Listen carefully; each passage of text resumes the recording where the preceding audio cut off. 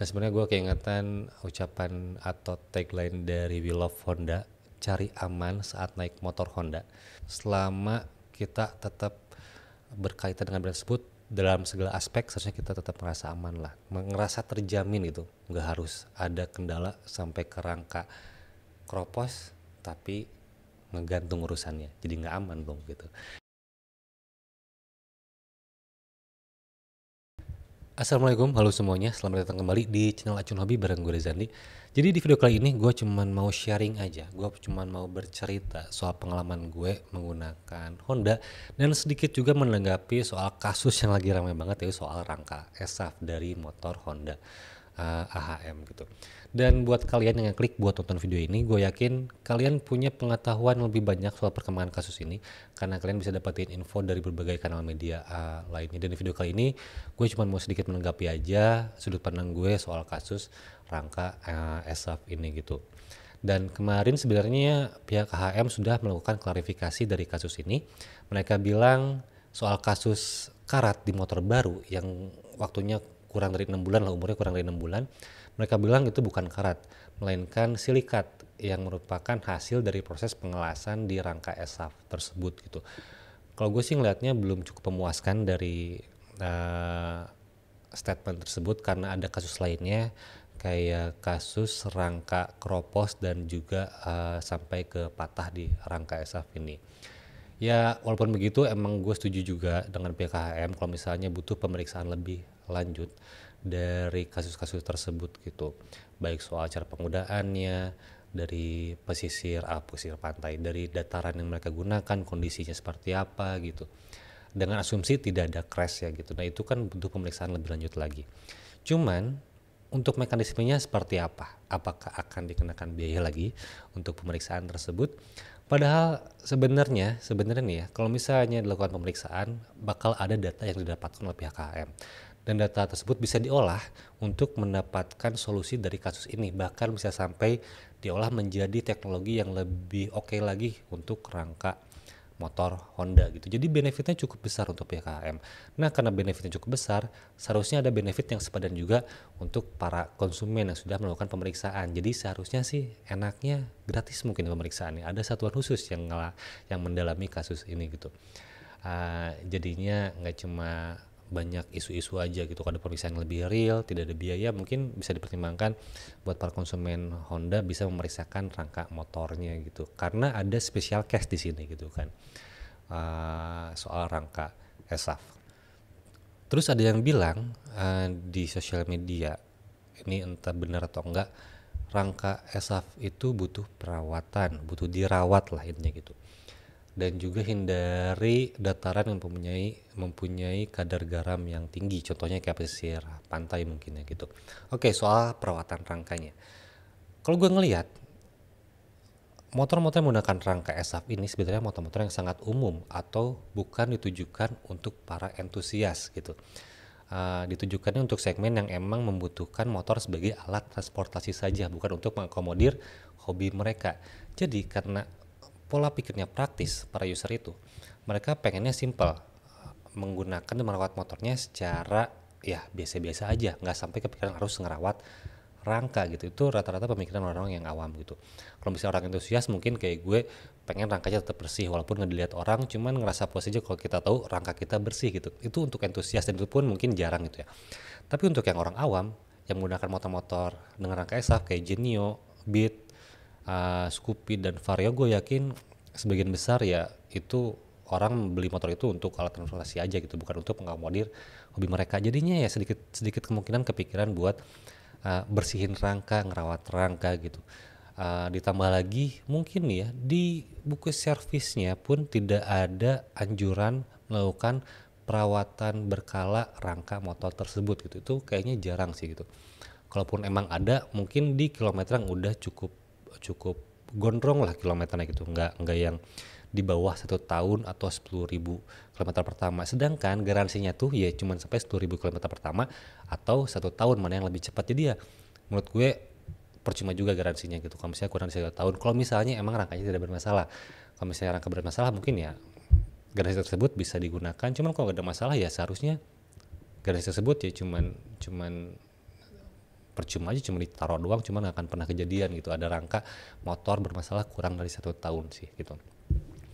Itu pemikiran gue ya gitu untuk rangka ESAF yang bergarasi 1 tahun, dan juga soal harus ngerawat rangka kayaknya sangat tidak perlu gitu, nggak masuk akal buat gue untuk ngerawat rangka. Dan info terakhir, katanya pihak AHM bakal ngejual rangka ESAF seharga Rp1.150.000 dan ditambah biaya pemasangan sekitar 400.000 mungkin ya, berbeda-beda tiap kota. Dan untuk yang Vario 160 dia lebih mahal lagi, sekitar 1.300.000-an. Nah, jadi intinya Honda ngejual rangka mungkin ya, ini belum tentu terverifikasi infonya, cuman gua banyak baca seperti itu, bakal dijual rangka ESAF-nya lagi.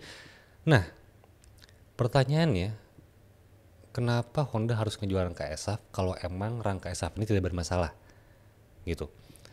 Ataukah Honda kamu ngaku ada kesalahan di sesi QC atau tahap akhir dari rangka ESAF, atau emang sebenarnya nggak ada masalah sih, sebenarnya cuma pengen jual rangka doang?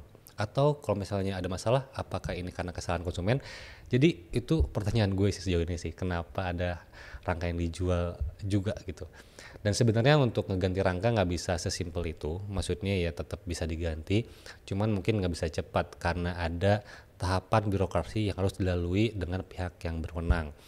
Ya karena ada nomor rangka di situ kan, jadi harus ada kelengkapan STNK, BPKB, dan juga KTP, jadi nggak bisa cepat, ada birokrasinya.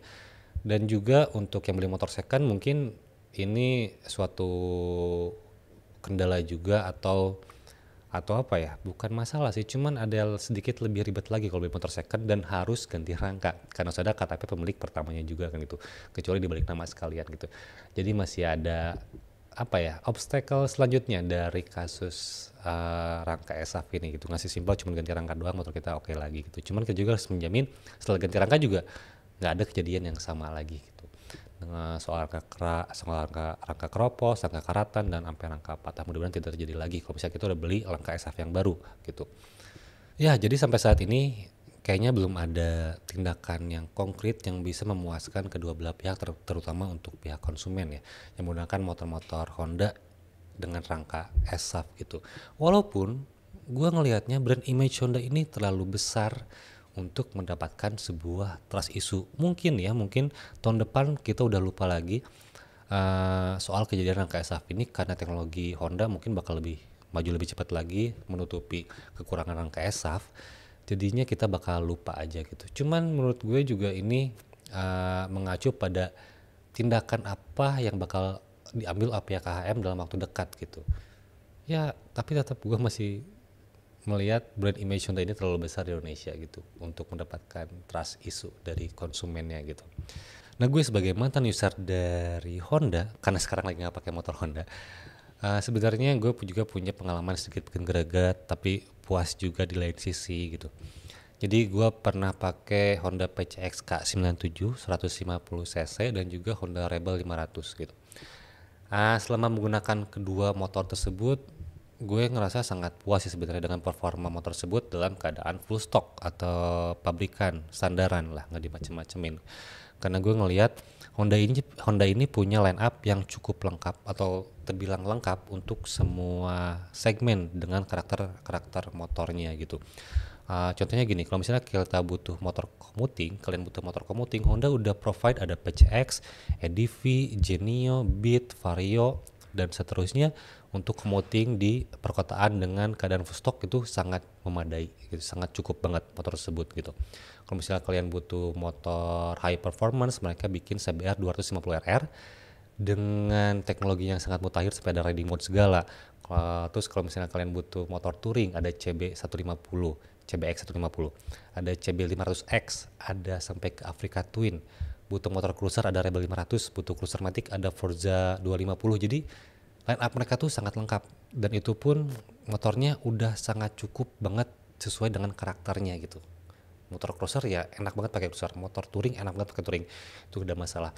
Berbeda halnya dengan gue yang waktu pakai PCK 97 itu gue upgrade cukup abis-abisan menjadi sebuah performance motorbike ya, walaupun tetap terbatas karena tetap Matic 150cc. Itu gue punya kendala soal spare partnya gitu.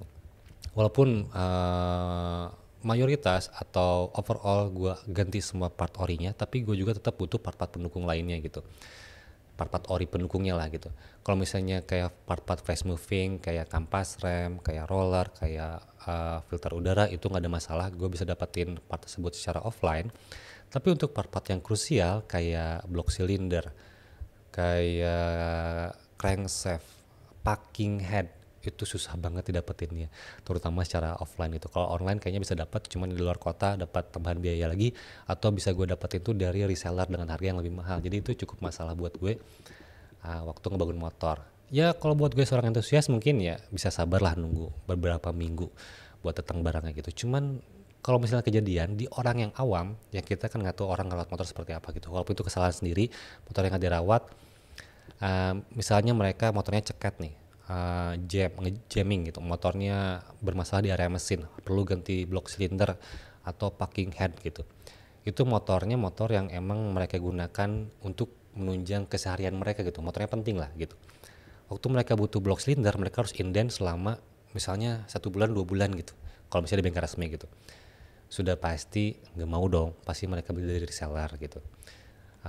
Jadinya dapatin harga yang cukup mahal dengan waktu yang nggak singkat juga gitu kalau misalnya inden. Jadi gua sih berharap soal spare part ini, kalaupun emang mahal, kalau indennya cepat atau ready malahan gitu, itu sangat membantu sekali buat orang-orang yang membutuhkan gitu. Walaupun part-partnya part-part yang bukan fast moving ya gitu, slow moving lah gitu, cuman bakal sangat membantu kalau misalnya emang ready stock gitu. Gue juga pernah punya pengalaman butuh baut as roda depan, itu harus inden 1 bulan, baut as roda depan PCK 97. Yang nggak penting, cuman gue suka banget aja gitu ngumpulin part-part cadangannya ada di rumah gitu, ngerasa aman aja. Gue suka detail-detail kecil Orion gitu dari brand terkait gitu. Dan itu gue harus inden 1 bulan untuk baut as roda. Ya sebenarnya di satu sisi puas dengan karakter motornya, tapi di satu sisi juga ada kendala soal part-partnya, pengalaman gue ya gitu. Mungkin kalian nggak punya pengalaman yang sama, ya syukur-syukur alhamdulillah kalau misalnya kalian punya pengalaman yang lebih baik gitu soal brand ini gitu. Ya intinya itulah tanggapan dari gue atau cerita dari gue soal motor Honda ini gitu. Mudah-mudahan bisa menginspirasi. Dan sebenarnya gue keingetan ucapan atau tagline dari We Love Honda, cari aman saat naik motor Honda. Jadi seharusnya kita ngerasa aman waktu lagi motor Honda, baik saat mengendarai, selama memakai, selama mengurus, selama kita tetap berkaitan dengan brand tersebut. Dalam segala aspek seharusnya kita tetap merasa aman lah, ngerasa terjamin gitu. Nggak harus ada kendala sampai ke rangka kropos tapi ngegantung urusannya, jadi nggak aman dong gitu. Jadi itu pandangan gue soal kasus ini dan juga soal pengalaman gue menggunakan motor Honda. Mudah-mudahan bisa menginspirasi, bisa bermanfaat, dan sampai jumpa di video berikutnya.